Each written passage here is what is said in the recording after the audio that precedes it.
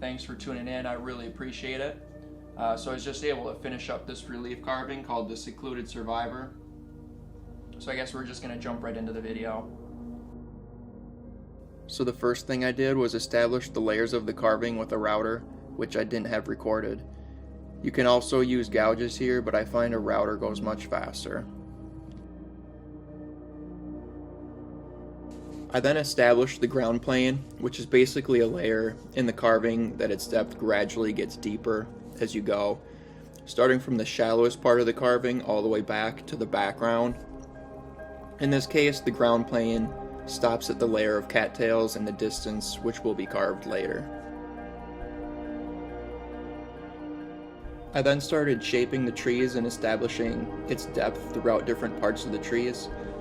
The main trunk sections I'm carving back to where it connects level with the ground plane layer. I also want the trunk section deeper in the carving in relation to the branches coming out from it. There's really no right gouge to use here. Just follow the design and start separating the branches. Considering that the next layer behind the branches is the background, I have plenty of wood to work with to really give the trees a lot of depth. I just kept shaping the branches until I was happy with their shape and depth. Again, I'm not being that fussy here, I just want to establish the general design and depth for the trees.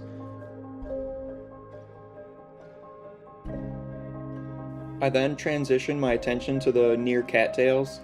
Since the buck and cattails are in the same layer at this point, I started by outlining the cattails and separating itself from the buck. This gives the illusion that the cattails are closer even though their depths are relatively the same.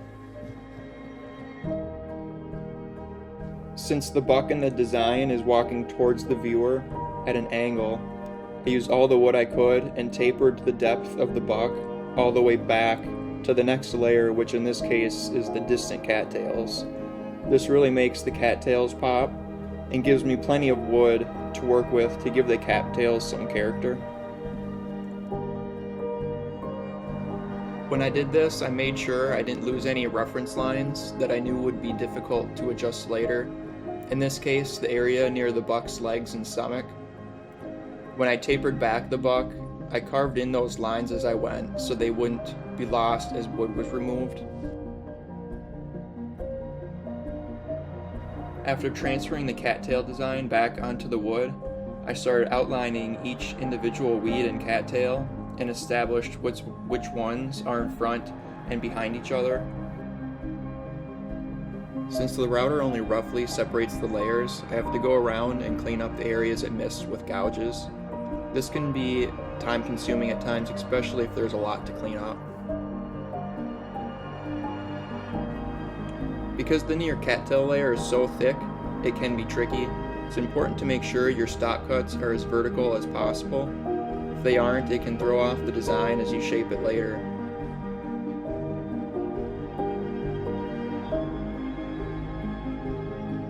Once the outline was cleaned up, I started shaping the cattails. I ran into some problems when doing this part on the left side of the cattails near the buck.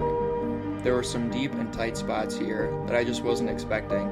I ended up adjusting the design and carving away a weed altogether. The time it would have taken me to carve it, as well as carve around it, just wasn't worth it. Tight and deep spots are never a good combination if you don't have the tools for them. Once the shape was about how I wanted it, I started to undercut each weed.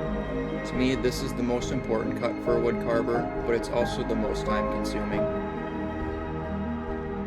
There are a couple different ways to do this. I find myself using a knife or skew chisel for shallow cuts like here in the cattails.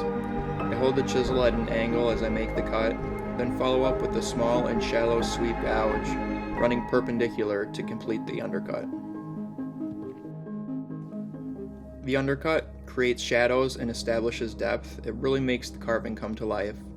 This is the time to be fussy because one slip of the chisel can lead to lots of frustration.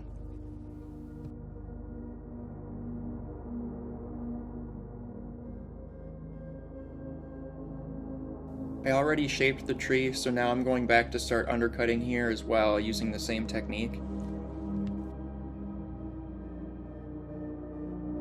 With the branches, it's too thick to undercut using a knife or skew chisel, so here I used a sweep gouge and slowly tapered back underneath, creating the undercut.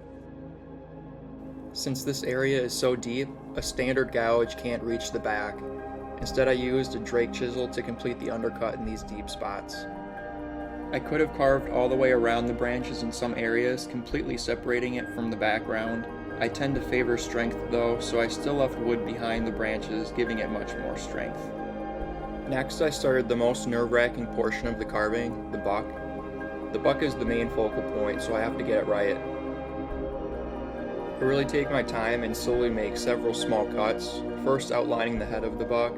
I then start to shape it. I make absolute cuts first, then I slowly work through areas that I'm not so sure about. Here I'm rounding off the back and starting to carve the legs and stomach. Again, I'm taking my time making sure everything looks proportional. I use semi-fine sandpaper to quickly get rid of the gouge strokes. This lets me better see the buck's shape, and it makes any deep strokes stand out. I can then make adjustments if there are any. When working on the buck, I start by making stop cuts where the ears and antlers meet the head. I then recess the antlers and ears back, which gives me more wood to work with for shaping the face. I then start to taper the top portion of the head back, starting from the top of the nose, back to where the head meets the antlers. I repeat this process until the shape is proportional with the rest of the buck's body, or I run out of wood to work with. I then establish center on the face and create a cross roughly where the eyes should go.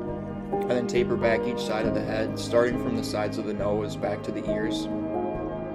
When working on the antlers, I wanted to make sure they were strong, so similar to the tree branches, after undercutting I still left wood behind. Since the background was the next layer behind the tip of the main beam, there was just too much of a space, and since the main beam here is horizontal in relation to a vertical wood grain, this makes it very weak and vulnerable to breaking. I ended up making it a bit shorter on each side than expected. This ended up working out well because it gave me more room to work on the brow tines and just opened the area up, alleviating some tight spots. Once I was happy with the buck's shape, I started on the cattails in the background. Since this is a distant object, this is a portion of the carving that really only complements the rest. It's not a focal point, so I don't want to spend a ton of time on it.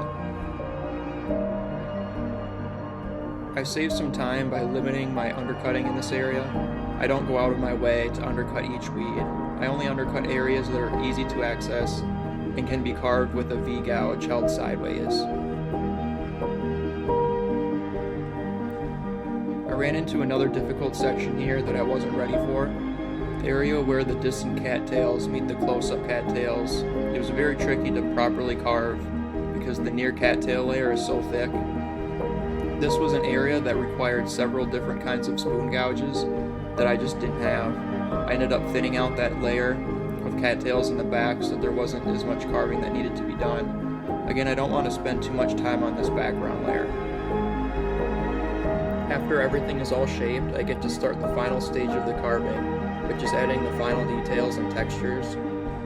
A great way to apply a grass texture without spending too much time is to make horizontal gouge strokes in random lengths and directions. This creates ridges. I then follow up with vertical Dremel strokes varying in pressure and angle. With the cattail layer, I used a circular bit and pressed in dots covering the entire surface. I then followed up with horizontal strokes using a circular flat bottom bit. I didn't want the texture to stand out too much, so I softened the surface with some light sandpaper. I then carved the bark texture to the oak tree. I use a V-gouge and make crisscrossing strokes, making sure I'm varying length and depth. This gives it a random aspect, which I think makes it look much more realistic. Here I'm carving in the buck rub and applying the birch bark texture to the tree.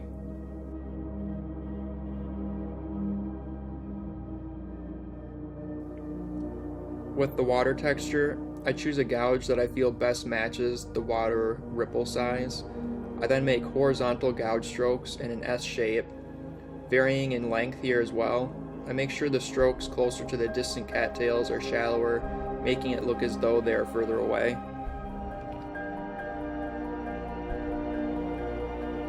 To finish it off, I carve in the buck's antler markings and fur.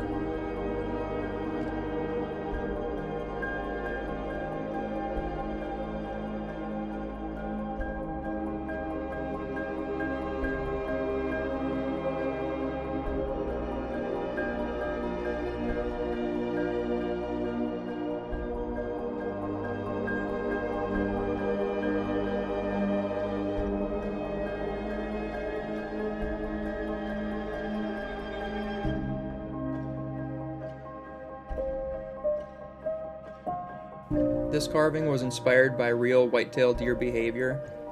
Mature bucks tend to live deep in cattail swamps where they can get away from hunting and predator pressure. It's a secluded life for sure, but it usually leads to a mature buck that dominates the swamp.